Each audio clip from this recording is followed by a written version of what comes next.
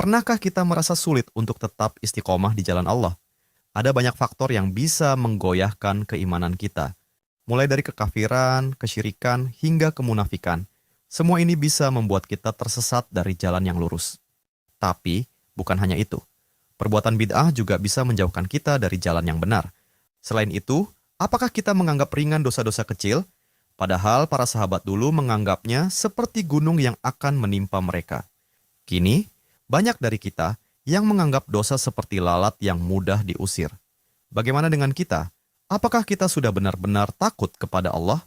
Di video ini, Ustadz Yazid bin Abdul Qadir Jawas rahimahullah akan membahas bagaimana dosa dan maksiat, pergaulan yang buruk, cinta dunia, serta fitnah syahwat dan syubhat bisa merusak keistiqomahan kita. Mari kita simak dan renungkan bersama agar kita bisa terus istiqomah di jalan Allah. Perkara yang dapat menghilangkan sikap istiqomah. Jadi ada perkara yang menghilangkan sifat istiqomah. Yang pertama, kekafiran, kesyirikan, murtad, kemunafikan. Ini menghilangkan orang dari istiqomah. Kemudian perbuatan bid'ah. Jadi kita nggak bisa main-main dengan bid'ah. Bid'ah itu membuat orang jauh dari siratal mustaqim. Karena perbuatan bid'ah sudah keluar dari siratal mustaqim. Ketiga, perbuatan dosa dan maksiat. Tadi sudah saya sebutkan, dosa dan maksiat nggak bisa dianggap ringan. Dulu para sahabat itu menganggap perbuatan dosa itu seperti dia berada di bawah gunung, gunung itu akan menimpa dia. Tapi kita sekarang menganggap dosa itu seperti lalat yang nempel kemudian akan terbang. Nggak dianggap apa-apa. Padahal para sahabat luar biasa. Menganggap perbuatan itu dosa sangat besar dan takut dia kepada dosa. Kalau sekarang orang berani kepada perbuatan, nggak takut dia kepada Allah SWT. Padahal di antara doa Nabi mohon kepada Allah diberikan apa? Di antara doa Nabi mohon kepada Allah agar diberikan apa? Rasa takut. Yang takut ini menghalangi antara beliau dari perbuatan dosa dan maksiat. Allah maqsim lana min khasyatika ma tahulu bainana wa baina ma'asik. Ya Allah, berikanlah kepada kami rasa takut. Yang takut ini menghalangi kami dari berbuat maksiat kepadamu. Nabi minta kepada Allah rasa takut. Makanya kalau antum nuntut ilmu, mestinya yang muncul dari nuntut ilmu itu apa? Apa? Rasa takut. Kata Imam Ahmad, al-ilmu apa? Khasyatullah. Kata Imam Ahmad, ilmu itu takut kepada Allah. Aslul ilmi khasyatullah. Bahwa asalnya ilmu takut kepada Allah. Sekarang banyak orang gak takut kepada Allah. Takut kepada Allah. Makanya kalau kita nuntut ilmu mesti tambah takut kepada Allah. Jangan melanggar, jangan berbuat maksiat. Apakah durhaka kepada orang tua, apakah makan riba, atau berbuat yang haram, atau menzalimi orang, atau mengambil harta orang lain. Takut dia kepada Allah, takut. Dia tambah dia nuntut ilmu, tambah takut kepada Allah. Seperti itu. Makanya perbuatan dosa dan maksiat ini akan membuat orang tidak istiqamah. Yang keempat, berteman dengan orang yang tidak baik agama dan akhlaknya. Maka cari teman-teman yang baik akhlaknya. Sebab apa? Sebab teman punya pengaruh. Tadi saya contohkan, ada satu. Siapa? Muridnya siapa? Ibnu Abbas. Ibnu Abbas ini ulama sahabat. Yang dia belajar dengan Ibnu Abbas. Karena dia berteman dengan ahlul bid'ah. Jadi apa? Jadi ahlul bid'ah. Sebab kata Nabi, al-mar'u ala dini khalili falyanzur ahadukum man yukhalil. Seorang itu tergantung daripada agama temannya, maka dia perhatikan kepada siapa dia berteman. Kemudian yang kelima, yang merusak atau membuat kita tidak istiqomah, cinta dunia dan tamak kepada dunia. Ini yang terbanyak ini. Di samping yang tadi juga ini, banyak orang gak istiqomah karena dunia. Sibuk dengan dunia, tamak kepada dunia. Rezeki sudah diberikan oleh Allah, kita wajib ikhtiar untuk mencari nafkah, mencari rezeki, wajib kita. Tapi sekedarnya, ini enggak kita sibuk terus dari mulai pagi sampai sore sampai malam, terus seperti itu. Setiap hari habis waktu kita. Sampai waktu ibadah kepada Allah kita lupa, nuntut ilmu lupa, baca Quran lupa, kepada orang tua lupa, sampai istri kadang-kadang enggak diberikan haknya oleh dia dan anaknya. Karena apa? Karena dunia.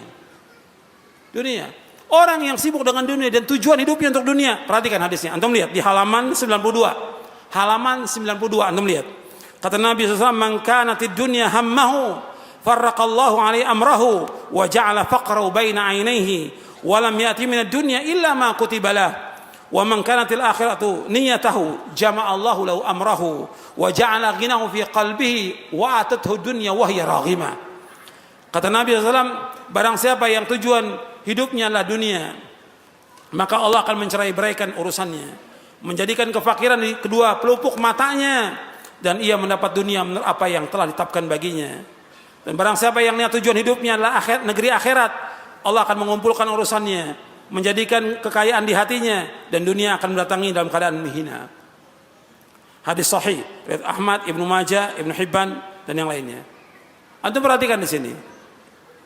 Nabi menyebutkan di sini dua, barang siapa yang tujuan hidupnya dunia. Satu lagi, barang siapa yang tujuan hidupnya akhirat. Yang tujuannya dunia, meskipun dia kerja terus pagi sampai malam, malam sampai pagi terus, tetap aja rezekinya segitu yang Allah kasih. Tapi orang yang tujuannya akhirat, apa kata Nabi Muhammad SAW di sini? Allah kumpulkan urusannya, dimudahkan urusannya oleh Allah. Kemudian apa? Wa ja'ala ghinahu fi qalbihi. Allah berikan kekayaan dalam hatinya. Karena hakikat kekayaan yang sebenarnya kaya apa? Kaya hati. Bukan kaya harta. Laisal ghina an kathratil ardh walakin al-ghina ghina nafs, kata Nabi. Bahwa kekayaan itu bukan banyaknya harta, bukan, tapi kekayaan yang hakiki kaya hati. Dia merasa cukup dengan apa yang Allah berikan, merasa puas dengan apa yang Allah berikan. Perhatikan. Orang yang merasa cukup dan puas dengan rezeki yang Allah berikan kepada dia, meskipun hanya sekedarnya dia dapat setiap hari, maka dia menjadi orang yang paling kaya di muka bumi ini. Antum ingat tuh, orang yang dia cukup dengan rezeki yang Allah berikan kepada dia, umumnya sehari dia cuma dapat 10.000 rupiah, cukup dia buat istri dan anaknya, cukup dia, dan dia puas, dan dia bersyukur kepada Allah, maka dia menjadi orang yang paling kaya di muka bumi ini. Kata Nabi SAW, "Warda bima qasamallahu laka takun agnan nas." Adalah kamu menjadi orang yang redha dan puas dengan apa yang Allah berikan rezeki kepada kamu, maka kamu jadi orang yang paling kaya di muka bumi ini. Ini hadis Nabi SAW. Makanya kita merasa cukup. Dan Nabi menyebutkan juga termasuk orang yang bahagia. Dalam hadis yang sahih riwayat Muslim, Nabi bersabda, "Qad aflaha man aslama wa ruziqa kafafan wa qanna'u bima ata." Kata Nabi, sungguh sukses, sungguh beruntung, sungguh berbahagia orang Islam. Diberikan rezeki cukup dan dia puas dengan apa yang Allah berikan kepadanya. Dia orang yang beruntung, kata Nabi SAW. Bahkan orang yang dia paginya selamat, punya makan cuma itu aja, dan dia puas, dia seolah memiliki dunia, kata Rasulullah. Memiliki dunia. Cuma makan cuma satu piring dengan apa adanya, tapi dia memiliki dunia, kata Rasulullah SAW. Hadis riwayat Tirmidzi. Makanya kita harus puas dan cukup dengan apa yang Allah berikan. Kalau kita lihat sekarang ini orang banyak tamak pada dunia, ngejar dunia, nggak merasa puas. Akhirnya apa? Lupa udah. Nggak. Kadang-kadang sholatnya pun ditinggalkan oleh dia. Atau sholatnya zuhur menjelang asar, asar menjelang maghrib. Karena apa? Dunia. Maghrib menjelang isya, subuh udah nggak kelihatan sudah di masjid. Kalau subuh udah nggak kelihatan. Subuh nggak muncul di masjid ya. Dunia yang membuat dia rusak. Dunia membuat orang gak istiqomah karena dunia. Dan ingat, orang mukmin tujuan hidupnya apa? Orang mukmin tujuan hidup apa? Akhirat, bukan dunia. Dunia ini semuanya seisinya lebih jelek daripada bangkai kambing dunia ini. Makanya bodoh orang yang dia sibuk dengan dunia, tamak pada dunia, orang yang bodoh. Kata Al-Imam Ibnu Qayyim dalam kitabnya Uddatus Sabirin wa Dhakhiratus Syakirin, orang yang tamak pada dunia adalah orang yang paling bodoh dan paling idiot akalnya di muka bumi ini. Gak punya akal. Kalau orang yang berakal, dia mesti tujuannya akhirat. Dunia ini kehidupan yang fana, kehidupan yang sebentar, kehidupan mimpi, fata morgana dunia ini. Tapi akhirat kehidupan yang kekal dan abadi. Allah berikan rahmat di muka bumi ini berapa? Allah berikan rahmat di muka bumi berapa? Satu. Yang 99 di mana? Di akhirat. Kalau orang yang nyari satu, akalnya nggak waras. Paham? Bapak Ibu paham ya? Yang dicari yang mana? Akhirat. Orang yang beriman yang cari akhirat. 99 rahmat Allah sediakan di sorga. Bukan yang satu rahmat. Yang satu rahmat Allah berikan kepada semuanya. Kepada orang kafir, orang fajir, munafik, manusia, binatang. Semua diberikan satu rahmat oleh Allah. Tapi 99 untuk orang yang beriman nanti di sorga. Yang dicari orang beriman yang 99. Makanya kita harus istiqomah dalam agama ini. Yang kita cari akhirat bukan dunia. Dunia nggak ada arti apa-apa. Meskipun hanya seberat sayap nyamuk. Kemudian yang keenam, yang membuat manusia ini rusak dan tidak istiqomah, itu fitnah syahwat dan syubuhat. Syahwat dan syubuhat.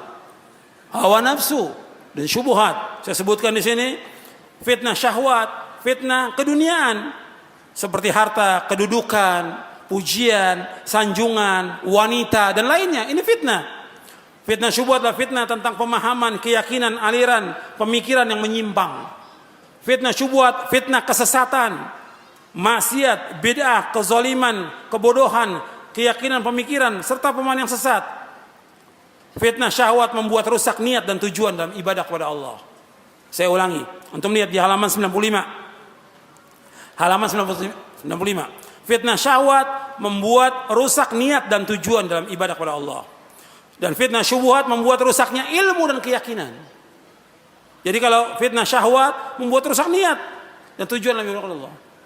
Fitnah syahwat tadi seperti harta, dunia, pekerjaan, pangkat, jabatan, uang, dan yang lainnya. Nabi ini nggak takut umatnya fakir, nggak takut. Yang Nabi takut dibukakan pintu dunia. Sehingga rusak tujuannya. Yang mesti tujuannya dia akhirat, jadi tujuannya apa? Dunia. Ini makanya fitnah syahwat membuat rusak niat dan tujuan ibadah kepada Allah. Adapun fitnah syubhat membuat rusaknya ilmu dan keyakinan. Syubhat atau pemikiran yang rusak, pemahaman yang sesat. Membuat apa? Yang tadi ilmunya benar, rusak dia ilmunya. Karena apa? Karena itu syubhat yang datang kepada dia. Bukan mustahil orang yang belajar di luar atau di Timur Tengah masuk syubhat dan menjadi tokoh penyesat umat. Dan itu terjadi yang seperti itu karena apa? Karena syubhat yang masuk di kepalanya dia. Rusak ilmunya yang sekian lama dia hafal Quran, hafal hadis, rusak karena syubhat masuk pada dia. Dan rusak juga keyakinan dia kepada Allah Subhanahu wa taala. Ini orang-orang yang disesatkan oleh Allah dengan ilmunya. Kenapa? Dia mengikuti hawa nafsunya. Afara'aita man ittakhadha ilahahu hawahu wa adallahu Allahu ala ilmin. Tidakkah kau perhatikan orang-orang yang dia menjadikan hawa nafsunya sebagai Tuhan? Allah sesatkan dengan ilmunya dia. Disesatkan oleh Allah dengan ilmunya. Makanya kita hati-hati bahwa kita belajar yang jelas Quran dan Sunnah ala fahmi salaf. Yakini ini, fahami dengan benar dan pegang teguh. Dan mohon kepada Allah istiqamah di atas jalan yang hak sampai kita diwafatkan oleh Allah. Yang paling mulia karamah itu tetapnya istiqamah. Makanya dikatakan oleh Syekhul Islam Ibnu Taimiyah, ghayatul karamah luzumul istiqamah. Ghayatul karamah luzumul istiqamah. Mulianya tujuan dari karamah, kemuliaan. Karena orang kan melihat karamah kan. Wali-wali itu punya karamah kata mereka. Wali punya karamah, kekeramatan. Kata Syekhul Islam, bukan itu tujuannya. Karamah yang sebenarnya bagaimana dia istiqamah sampai dia diwafatkan oleh Allah, istiqamah di atas tauhid, istiqamah di atas sunnah, istiqamah di atas manhaj salaf, istiqamah dalam dia mengikhlaskan ibadah kepada Allah, istiqamah dalam ketaatan, istiqamah dalam menjauhkan semua perbuatan maksiat. Semoga pembahasan mengenai perkara-perkara yang dapat menghilangkan sikap istiqomah ini bermanfaat bagi kita semua. Ustadz Yazid rahimahullah telah membahas beberapa hal penting yang dapat menghilangkan istiqomah, mulai dari kekafiran, kesyirikan, dan kemunafikan, yang semuanya dapat merusak iman dan menjauhkan kita dari Allah Subhanahu wa Ta'ala. Selain itu, Ustadz juga menyoroti bahaya perbuatan bid'ah yang sering kali dianggap remeh, padahal dapat menjauhkan kita dari jalan yang lurus. Dosa dan maksiat yang sering kali dianggap ringan juga bisa mengikis keistiqomahan kita. Betapa pentingnya untuk menghindari perilaku yang tidak baik ini, karena para sahabat Rasulullah Shallallahu Alaihi Wasallam sendiri sangat takut terhadap dosa, bahkan yang sekecil apapun. Tidak kalah pentingnya adalah memilih teman yang baik. Berteman dengan orang yang buruk akhlak dan agamanya bisa mempengaruhi kita dan menjauhkan kita dari istiqomah. Sebaliknya, teman yang baik akan selalu mengingatkan kita untuk tetap di jalan yang benar. Selain itu, Cinta dunia dan ketamakan kepada dunia juga menjadi faktor utama yang membuat kita tidak istiqomah. Terlalu sibuk mengejar dunia bisa membuat kita lupa akan tujuan akhirat. Padahal, rezeki sudah diatur oleh Allah Subhanahu wa Ta'ala, dan yang terpenting adalah bagaimana kita merasa cukup dan bersyukur dengan apa yang diberikan. Kita juga harus waspada terhadap fitnah syahwat dan syubhat. Fitnah syahwat bisa merusak niat dan tujuan ibadah kita, sementara fitnah syubhat bisa merusak ilmu dan keyakinan kita. Oleh karena itu, kita harus selalu memohon perlindungan kepada Allah dan berpegang teguh pada ajaran Al-Quran dan Sunnah. Di akhir video ini, mari kita sama-sama berdoa agar Allah Subhanahu wa Ta'ala selalu memberikan kita kekuatan untuk menjaga keistiqomahan dalam beribadah, menjauhkan kita dari segala bentuk maksiat, dan memberikan kita teman-teman yang baik yang selalu mengingatkan kita pada kebaikan. Mari kita jadikan akhirat sebagai tujuan utama dalam hidup kita, karena kehidupan dunia ini hanyalah sementara. Semoga bermanfaat. Wallahu a'lam.